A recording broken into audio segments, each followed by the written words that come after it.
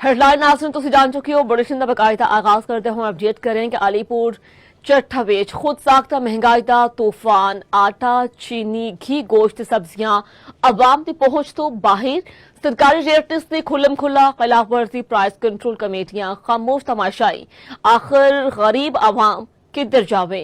अलीपुर चुटक दस रहे ने नवीद अहमद बार। जी नवीद, अपडेट कर रहे हो। जी बिल्कुल, हुकूमत पाकिस्तान की तरफ पेट्रोलियम होश रुपा इजाफा जोड़ा सिर्फ ट्रांसपोर्ट को मुतासर नहीं किया बल्कि हर आदमी की हालात जिंदगी मुतासर कर गया है। गल करा अगर अशय खुर्दनोश की दाल, आटा, चीनी जी है वह भी आम आदमी की पहुँच तो दूर होती नज़र आ रही है। अगर गल करा सब्जियां की, माफिया ये ਜਿਹੜਾ प्राइस कंट्रोल कमेटियां गैर फाल करके अपनी मन मर्जी से पहले रेट ला रहा सी। हुण पेट्रोल मसनूआत की जी है कीमत इजाफे ये कई गुना महंगाई जी है वाजिया नज़र आ रही है। हुकूमत पाकिस्तान ने इस आवाम दे रिलीफ देने वास्ते 80 रुपए लेवी टैक्स घटाया है, लेकिन ये जमीनी हकायक ने ਜਿਹੜਾ हुकूमत ने महंगाई कर दी है। 120 रुपये 30 रुपये तेल ਵਧਾ के 80 रुपये तेल घटा दिता है। इस नाल आवाम को कोई रिलीफ नहीं मिलता।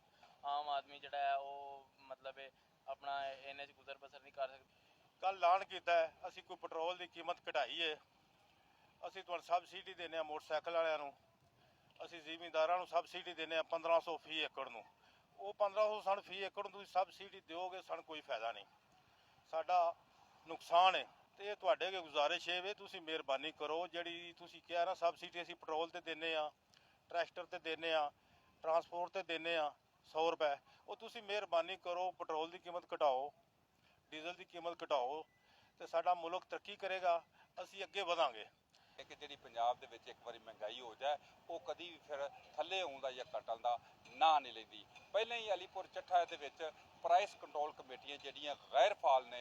एक आम जड़ा शहरी है वो 2 वक्त की रोटी नूं तरस रहा है। जमीनी हकायक ते ने एक मुतवसत तबका जड़ा है वो महंगाई की चक्की च इस तरह फिस गया है कि जड़ा उहदे वक्त 2 वक्त की रोटी उहदा असूल जड़ा नामुमकिन होता नज़र आ रहा है। लेकिन हुकूमती दावे अपनी थां ते जमीनी हकायक जिहड़े ने उहदे बरअक्स नज़र आउंदे ने पए। जी।